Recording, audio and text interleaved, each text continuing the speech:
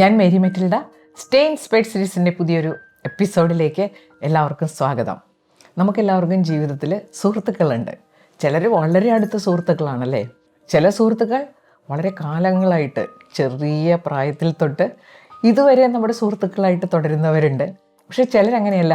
ചില പ്രത്യേക കാലഘട്ടങ്ങളിൽ അവർ നമ്മുടെ സുഹൃത്തുക്കളായി ജീവിതത്തിലേക്ക് കടന്നു വരും. തീവ്രമായ ബന്ധമൊന്നും ഉണ്ടാവില്ല, പക്ഷെ അവർ നമ്മുടെ ജീവിതത്തിൽ കൊണ്ടുവരുന്ന പോസിറ്റീവ് ചേഞ്ച് വളരെ വലുതായിരിക്കും.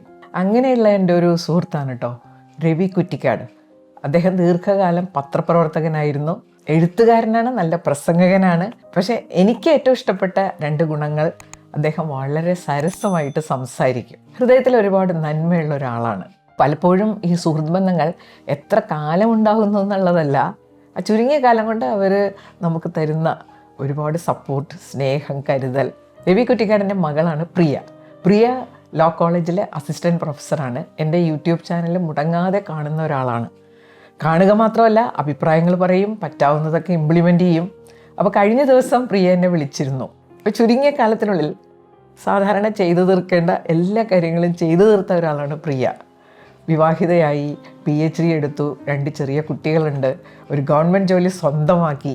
ഞാനൊരു എപ്പിസോഡിൽ ഒരു കാര്യം പറഞ്ഞിരുന്നു: നമ്മളൊരു ലക്ഷ്യം മുൻനിർത്തി പ്രവർത്തിക്കുമ്പോൾ അത് ഇത്ര നാൾക്കുള്ളിൽ ഞാൻ നേടിയെടുക്കും എന്നങ്ങോട്ട് ഡിക്ലെയർ ചെയ്യുക, എല്ലാവരും അറിയിക്കുക. പലപ്പോഴും പറയാറുള്ളത് അതാരും അറിയിക്കാതെ ചെയ്യണമെന്നുള്ളതാണ്. ഞാൻ പറഞ്ഞത് അത് ഡിക്ലെയർ ചെയ്യുക. ഡിക്ലെയർ ചെയ്യുമ്പോൾ നമുക്കതിനോട് കുറച്ചും കൂടി കമ്മിറ്റ്മെൻ്റ് ഉണ്ടാകും. അതാണ് എൻ്റെ അനുഭവം. പ്രിയ എന്നോട് പറഞ്ഞത് അതിൽ നിന്നും പ്രചോദനം കൊണ്ട് പ്രിയ ഒരു കാര്യം അങ്ങോട്ട് ഡിക്ലെയർ ചെയ്തു, അത് നേടി. ഇത്തവണ വെക്കേഷന് കോളേജ് അടച്ചപ്പോൾ പ്രിയ പറഞ്ഞു, ഞാൻ കോളേജ് തുറക്കുമ്പോൾ പുതിയ കാർ വാങ്ങി അതിൽ സ്വയം ഡ്രൈവ് ചെയ്ത് വരും. അങ്ങനെ അങ്ങോട്ട് ഡിക്ലെയർ ചെയ്തു. പ്രിയ പറഞ്ഞത് കോളേജ് തുറന്ന് ആദ്യത്തെ ദിവസം ഡ്രൈവ് ചെയ്ത് കോളേജിലെത്തി. പ്രിയ ചിന്തിച്ചത് ഇങ്ങനെയാണ്: ഞാൻ എന്തായാലും എല്ലാവരോടും പറഞ്ഞു പോയി, അപ്പോൾ എന്തായാലും ഇത് ചെയ്തേ മതിയാവും.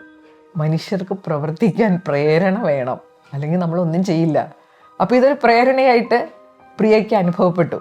നമ്മുടെ ജീവിതത്തിൽ നമ്മളിങ്ങനെ അറിയുന്ന ചെറിയ കാര്യങ്ങളൊക്കെ ഇല്ലേ, അത് ജീവിതത്തിൽ ചിലപ്പോൾ വലിയ ഇമ്പാക്റ്റ് അങ്ങോട്ട് ഉണ്ടാക്കും. എൻ്റെ ജീവിതത്തിൽ ഒരുപാട് പോസിറ്റീവ് ചേഞ്ച് ഉണ്ടാക്കിയ ഒരു തിരിച്ചറിവ്, അത് നിങ്ങളുമായിട്ട് ഷെയർ ചെയ്യണമെന്ന് തോന്നി. നമ്മുടെ ജീവിതത്തിൽ വലിയൊരു പ്രോബ്ലമാണല്ലോ ഈ ഫിനാൻഷ്യൽ മിസ്മാനേജ്മെൻറ്റ്. നമ്മളാരും സാമ്പത്തിക ശാസ്ത്രമൊന്നും പഠിച്ചിട്ടില്ല, അതിനെക്കുറിച്ച് കാര്യമായിട്ട് ചിന്തിക്കാറില്ല.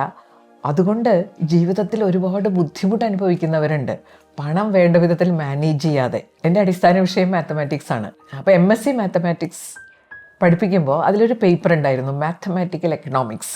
പൊതുവേ മാത്തമാറ്റിക്സുകാർക്ക് എടുക്കാൻ ഇഷ്ടമില്ലാത്തൊരു പേപ്പറാണ്. അപ്പം ഞാൻ പറഞ്ഞു, ഞാനിത് പഠിപ്പിച്ചോളാം. അപ്പോൾ അത് പഠിപ്പിച്ചപ്പോൾ അതിലൊരു കോൺസെപ്റ്റ് ഉണ്ടല്ലോ, എൻ്റെ ജീവിതത്തെ ഒരുപാട് സ്വാധീനിച്ചു. എനിക്ക് സാമ്പത്തിക സുസ്ഥിരത നേടാനും അത് കാരണമായി.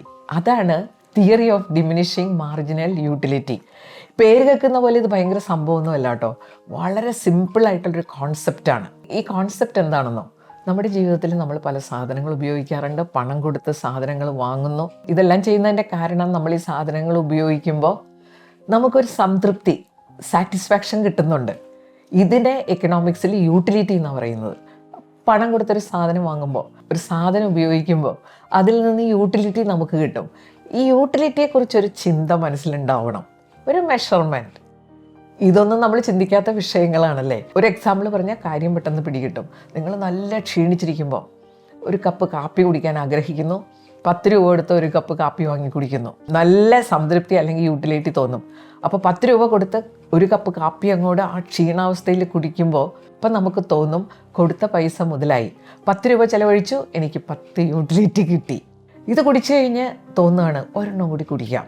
10 രൂപ കൊടുത്ത് വീണ്ടും ഒരു കപ്പ് കാപ്പി വാങ്ങി കുടിച്ചു. എന്തായാലും 10 യൂണിറ്റ് യൂട്ടിലിറ്റി കിട്ടില്ല. ഒരെണ്ണം കുടിച്ച ഉടനെ തന്നെയാണല്ലോ കുടിക്കുന്നത്. 8 യൂണിറ്റ് കിട്ടിയെന്ന് വിചാരിക്കുക. മൂന്നാമതൊരു കപ്പ് ഉടനെ കുടിക്കുകയാണെങ്കിൽ യൂട്ടിലിറ്റി അതിലും കുറയും, വന്ന് 0 ആകും. പിന്നെയും കഴിച്ചാൽ നെഗറ്റീവ് യൂട്ടിലിറ്റിയിലേക്ക് കടക്കും. അപ്പോൾ നമ്മളെന്താ മനസ്സിലാക്കിയത്? ഈ പണം കൊടുത്ത് ഈ സാധനം വാങ്ങിയപ്പോൾ കിട്ടിയ യൂട്ടിലിറ്റി കുറഞ്ഞു വരുന്നു. കൊടുക്കുന്ന ഓരോ യൂണിറ്റ് പണത്തിനും നമുക്ക് കിട്ടിയ യൂട്ടിലിറ്റി ആദ്യം കിട്ടിയതല്ല, വീണ്ടും കുറഞ്ഞു വരുന്നതിനെയാണ് theory of diminishing marginal utility എന്ന് പറയുന്നത്. അപ്പോൾ കാര്യം മനസ്സിലായല്ലോ. അപ്പോൾ ഞാൻ ഈ വീഡിയോയിൽ ഷെയർ ചെയ്യുന്നത് എന്താണെന്നോ, ഇതിൻ്റെ പ്രാക്ടിക്കൽ വശങ്ങൾ, അത് നമ്മുടെ ജീവിതത്തിൽ എങ്ങനെ ഇംപ്ലിമെൻറ്റ് ചെയ്യണം. നമുക്കൊരു ഫിനാൻഷ്യൽ സെക്യൂരിറ്റി ഉണ്ടാക്കാൻ ഒരുപാട് സഹായിക്കുന്ന ഒരു തിയറിയാണിത്. ആദ്യം തുടങ്ങി അവസാനം വരെ കാണണം. ഞാൻ നേരത്തെ പറഞ്ഞിട്ടുണ്ട്, ഇതിൽ ഏത് പോയിൻ്റാണ് നിങ്ങൾക്ക് പ്രയോജനപ്പെടുക എന്നറിയില്ല. അപ്പോൾ നമുക്ക് വിഷയത്തിലേക്ക് കടക്കാം. ഒന്നാമത്തെ കാര്യം, സാധനങ്ങൾ വാങ്ങുമ്പോൾ തീർച്ചയായിട്ടും ഈ യൂട്ടിലിറ്റിയെക്കുറിച്ചുള്ള ചിന്ത മനസ്സിലുണ്ടാവണം. നമ്മൾ സാധാരണ ചെയ്യാറുള്ളത്, എല്ലാവരും സാധനങ്ങൾ വാങ്ങുന്നു, നമ്മളും വാങ്ങുന്നു. നമുക്ക് ആ സാധനം വാങ്ങുന്നത് കൊണ്ട് എന്താണ് യൂട്ടിലിറ്റി? ഇൻപുട്ട് ഔട്ട്പുട്ട് അനാലിസിസ് എന്നൊക്കെ പറയും. ഞാൻ ഈ പണം ചിലവാക്കി കഴിഞ്ഞാൽ എനിക്ക് എന്താണ് ഔട്ട്പുട്ട് കിട്ടുന്നത്? ബിസിനസ് ചെയ്യുന്ന ആൾ വലിയൊരു കാറ് വാങ്ങി, അയാൾ അതിൽ നിന്ന് ഔട്ട്പുട്ട് ഉണ്ടാക്കുന്നുണ്ടാവും. ഞാനത് കണ്ടിട്ട് വലിയ കാറ് വാങ്ങിക്കഴിഞ്ഞാൽ എനിക്ക് ഭാരമായിട്ട് മാറുകയാണ്. എൻ്റെ യൂട്ടിലിറ്റി പലപ്പോഴും നെഗറ്റീവായിട്ട് മാറും. അത് വാങ്ങാനുള്ള വരുമാനമുണ്ടോ? അതും ചിന്തിക്കണ്ടേ? നമുക്കിപ്പോൾ ലോൺ കിട്ടും, EMI അടച്ച് സാധനം സ്വന്തമാക്കാം. പക്ഷേ യൂട്ടിലിറ്റി എവിടെ നിൽക്കുന്നു? ഒരു സംതൃപ്തി ഉണ്ടാകുമോ? ചിലപ്പോൾ ലോൺ ഇങ്ങനെ വന്ന് ഇത് അടച്ച ആളുകൾ പരിശീലരായി അവസാനം സാധനം കൊണ്ട് ബാക്കിയുള്ളവർ പോകും. വീടിന് ജപ്തി നോട്ടീസ് വരുന്നു, ജപ്തി. അപ്പോൾ അവിടെ യൂട്ടിലിറ്റി എന്താ ഉള്ളത്? നമ്മുടെ ആ ഒരു സംതൃപ്തി ഇല്ലേ, അതവിടെ ഇല്ലാതാകുന്നു. അതിൻ്റെ പ്രധാനപ്പെട്ട കാരണം എന്താ? നമ്മൾ ഇതിനെക്കുറിച്ച് ചിന്തിക്കുന്നില്ല. പിന്നെ വേറൊരു കാര്യം കൂടിയുണ്ട്, ജീവിതത്തിലെ അടിസ്ഥാനപരമായ കാര്യങ്ങൾക്ക് കിട്ടുന്നൊരു യൂട്ടിലിറ്റി വാല്യൂ അനാവശ്യ കാര്യങ്ങൾ വാങ്ങുമ്പോൾ ഉണ്ടാവില്ല, അല്ലെങ്കിൽ ആഡംബരത്തിനായിട്ട് ചിലവഴിക്കുമ്പോൾ ഉണ്ടാവില്ല. 10 ലക്ഷം രൂപയുടെ ഒരു കാർ വാങ്ങി ഞാനത് ഉപയോഗിക്കുന്നു, ഒരു യൂട്ടിലിറ്റി ഉണ്ടാകുമല്ലോ. അത് 100 യൂണിറ്റ് ആണെന്ന് വിചാരിക്കുക. ഇനി 20 ലക്ഷം രൂപ മുടക്കിയ ഒരു കാറ് വാങ്ങുമ്പോൾ ഇതിൻ്റെ ഇരട്ടി യൂട്ടിലിറ്റി കിട്ടില്ല. അത് ഡ്രസ്സ് വാങ്ങുമ്പോഴങ്ങനെയല്ലേ? ഞാൻ 500 രൂപയുടെ ഒരു സാരി വാങ്ങി കൊടുക്കുന്നു, അപ്പോൾ എൻ്റെ മനസ്സിൽ അതിൻ്റെ ഒരു യൂട്ടിലിറ്റിയുടെ മെഷർമെൻ്റ് ഉണ്ട്. 1000 രൂപയുടെ സാരി വാങ്ങി കൊടുത്തു കഴിഞ്ഞാൽ ഇതിൻ്റെ ഇരട്ടി യൂട്ടിലിറ്റി ഒന്നും നമുക്ക് കിട്ടില്ല. സാരിയുടെ എണ്ണം കൂടി വരുന്നതനുസരിച്ച് യൂട്ടിലിറ്റി കുറഞ്ഞു വരും. പിന്നെ നമുക്കൊരു മടുപ്പാകുമല്ലോ. ഇതൊക്കെ സൂക്ഷിച്ചു വെക്കുക, യൂട്ടിലിറ്റി നെഗറ്റീവായിട്ട് മാറും. അതുപോലെ പ്രധാനപ്പെട്ട കാര്യങ്ങൾ വേണ്ടാന്ന് വെച്ചിട്ട് ചിലവഴിക്കുമ്പോൾ അതും വലിയൊരു പ്രശ്നമല്ലേ? നമ്മുടെ ജീവിതത്തിലെ വളരെ പ്രധാനപ്പെട്ട ഒന്നാണ് ഹെൽത്ത്. ഒരു ഹെൽത്ത് ഇൻഷുറൻസ് എടുക്കുന്നതിന് പകരം വേറെ പല കാര്യങ്ങൾക്ക് വേണ്ടി പണം ചിലവാക്കി അവസാനം ആരോഗ്യ പ്രശ്നങ്ങൾ വരുമ്പോൾ യൂട്ടിലിറ്റി വാല്യൂ എവിടെ പോകുമല്ലേ? അപ്പോൾ ഈ ഒരു തിയറി മനസ്സിലുണ്ടെങ്കിലേ നമ്മൾ വളരെ വിവേകത്തോടുകൂടി പണം ചിലവഴിക്കും. മറ്റുള്ളവർ ചെയ്യുന്നത് കണ്ട് പണം ചിലവഴിക്കുന്ന ആ ഒരു ശീലം മാറും. രണ്ടാമത്തെ കാര്യം, ഈ തിയറി നമ്മുടെ മനസ്സിലുണ്ടെങ്കിൽ സാധനങ്ങൾ വാങ്ങുമ്പോൾ സംഭവിക്കുന്ന കുറേ ചതിവുകളിൽ നിന്ന് നമുക്ക് മാറി നിൽക്കാൻ പറ്റും. ഡിസ്കൗണ്ട് സെയിലില്ലേ? ഡിസ്കൗണ്ട് സെയിൽ എന്ന് വെച്ചാൽ എന്താണെന്ന് കൃത്യമായിട്ട് നമ്മൾ മനസ്സിലാക്കണം. ഞാൻ 3-ലോ 4-ലോ പഠിക്കുമ്പോഴാണ് ഈ ലാഭവും നഷ്ടവും കണക്കാക്കാൻ പഠിക്കാൻ തുടങ്ങിയത്. അപ്പോൾ അന്ന് കണക്ക് പുസ്തകത്തിലുള്ള ചോദ്യം ഇതായിരുന്നു: ഒരു കച്ചവടക്കാരൻ യഥാർത്ഥ വിലയേക്കാൾ 20% കൂട്ടി വില പരസ്യപ്പെടുത്തുന്നു, എന്നിട്ട് 10% ഡിസ്കൗണ്ട് കൊടുത്ത് വിറ്റാൽ ലാഭം എത്ര? കച്ചവടത്തിലെ ഒരു നയമായിട്ട് തന്നെ അത് പ്രഖ്യാപിച്ചിരിക്കുകയാണ് പാഠപുസ്തകത്തിൽ. പക്ഷെ നമ്മൾ എന്തെങ്കിലും ഡിസ്കൗണ്ട് കണ്ടു കഴിഞ്ഞാൽ ഓടിച്ചെന്ന് വാങ്ങുമല്ലോ. പെട്ടെന്ന് അതിൽ വരുന്ന ഒരു കിഴിവിനെ കുറിച്ചാണ് നമ്മൾ ആലോചിക്കുന്നത്.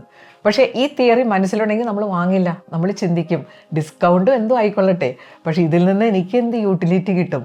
ഇത് സത്യത്തിൽ എനിക്ക് ആവശ്യമുള്ള കാര്യമാണോ? ഡിസ്കൗണ്ട് ഉള്ളത് കൊണ്ട് മാത്രമാണോ ഞാൻ വാങ്ങുന്നത്? ഞങ്ങളുടെ അടുത്തൊരു മോളുണ്ട് കേട്ടോ. അവിടെ ഡിസ്കൗണ്ട് സെയിൽ വരുമ്പോൾ കാറുകൾ ഇങ്ങനെ ക്യൂ ആണ് കേട്ടോ.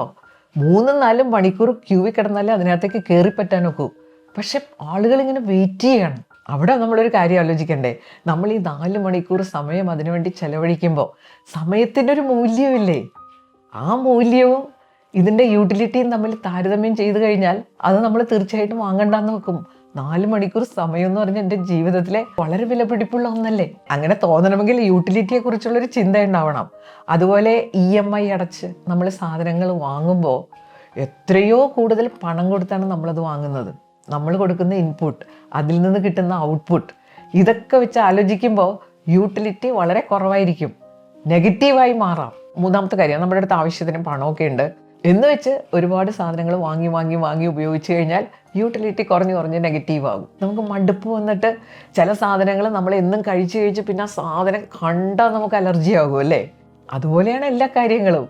ഇപ്പോൾ നമുക്ക് തന്നെ ആവശ്യത്തിൽ കൂടുതൽ ഡ്രസ്സുണ്ട്, ആവശ്യത്തിൽ കൂടുതൽ സാധനങ്ങളുണ്ട്. ഇതുണ്ടാക്കുന്ന സ്ട്രെസ് ചില്ലറയൊന്നുമല്ല, അവിടെ യൂട്ടിലിറ്റി നെഗറ്റീവാണ്.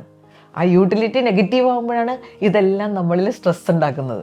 അപ്പോൾ ഈ ഒരു ബോധം മനസ്സിലുണ്ടെങ്കിൽ നമ്മൾ ഈ മിനിമലിസം എന്ന് പറയില്ലേ, നമുക്ക് എത്ര സാധനം വേണം അത്രയും സാധനം വാങ്ങുക, ഉപയോഗിക്കുക. ആവശ്യം, അനാവശ്യം, ആഡംബരം എന്ന് പറഞ്ഞ് 3 കാറ്റഗറിയിലുള്ള കാര്യങ്ങൾ നമുക്കുണ്ടല്ലോ. അതിലെ അനാവശ്യം ആഡംബരമൊക്കെ ഒഴിവാക്കണമെങ്കിൽ നമ്മുടെ മനസ്സിൽ ഇതുണ്ടാവണം. Diminishing marginal utility. നാലാമത്തെ കാര്യം, ചിലവരിങ്ങനെ ഒരുപാട് സമ്പാദിക്കുമല്ലോ. സമ്പാദ്യം നമ്മുടെ ഫിനാൻഷ്യൽ ഫ്രീഡത്തിന് വളരെ അത്യാവശ്യമാണ്. അവിടെയും ഈ തിയറി അപ്ലൈ ചെയ്യാട്ടോ. നമുക്ക് ഒരു പരിധി വരെ സമ്പാദിക്കുമ്പോൾ നമുക്കതിൽ നിന്നും നല്ല സംതൃപ്തി കിട്ടും. പക്ഷേ ചിലരങ്ങനെയല്ല. സമ്പാദിക്കാൻ തുടങ്ങിക്കഴിഞ്ഞാൽ ഒരവസാനമില്ല അല്ലേ. നമുക്ക് വേണ്ടതെല്ലാം സമ്പാദിച്ചു, പിന്നെ പേരക്കുട്ടികൾക്ക് വേണ്ടിയിട്ടുള്ളതൊക്കെ സമ്പാദിക്കുന്നു. ചിലർ നമ്മുടെ അടുത്ത് വന്ന് ചില പോളിസിയൊക്കെ എടുപ്പിക്കുന്നത് അങ്ങനെയല്ലേ. നമ്മൾ പറയും, ഓ എനിക്ക് ആവശ്യത്തിനൊക്കെ ഉണ്ട്. ഇല്ല, പേരക്കുട്ടികളില്ലേ, അവർക്ക് വേണ്ടി പോളിസി എടുക്കൂ. അങ്ങനെ ഇങ്ങനെ സമ്പാദിച്ച് മുന്നോട്ട് പോകുമ്പോൾ അതിൽ നിന്ന് കിട്ടുന്ന സംതൃപ്തി കുറയില്ലേ. അതാണ് ഈ തിയറി. നമുക്ക് പണത്തെക്കുറിച്ച് യാതൊരു ചിന്തയില്ലാതെ ഇഷ്ടമുള്ള പോലെ ചെലവഴിക്കാൻ കയ്യിലുണ്ടാകുമ്പോഴാണ് നമ്മൾ ധനികരാകുന്നത്. യൂട്ടിലിറ്റി വാല്യൂയെക്കുറിച്ച് ചിന്തിക്കുന്ന ഒരാളിങ്ങനെ പറയില്ല കേട്ടോ. കാരണം നമ്മൾ ഇതിനെക്കുറിച്ച് ചിന്തിച്ചില്ലെങ്കിൽ, ഈ പണം ഡിസിപ്ലിൻഡ് ആയിട്ട് ചെലവഴിച്ചില്ലെങ്കിൽ ഏറ്റവും അധികം പ്രശ്നം വരാവുന്ന ഒന്നാണ്. അങ്ങനെ പാപ്പരാകുന്ന എത്രയോ പേരെ നമ്മൾ കണ്ടിട്ടുണ്ടല്ലേ. ഇഷ്ടംപോലെ പണം തോന്നിയ പോലെ ചെലവഴിച്ചു. കുറേ നാൾ നമ്മൾ വിചാരിച്ച ഒരു വലിയ ധനികരാണെന്ന്.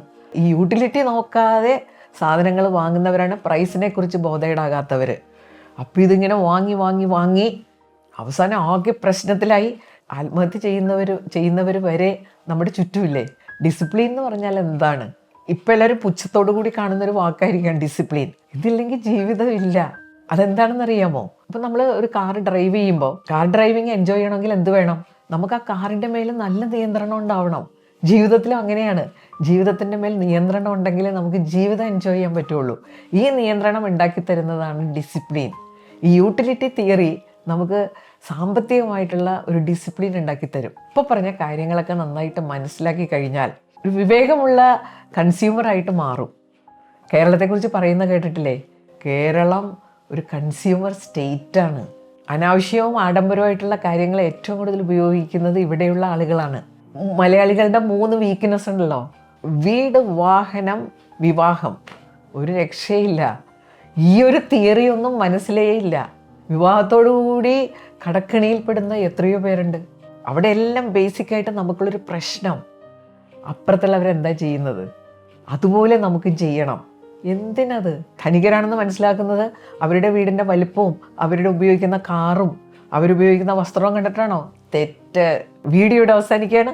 ആദ്യം തൊട്ട് അവസാനം വരെ നിങ്ങളിത് ശ്രദ്ധിച്ച് കാണുമല്ലോ. അടുത്ത ആഴ്ച പുതിയൊരു വീഡിയോയുമായിട്ട് നമുക്ക് വീണ്ടും കാണാം. Thank you.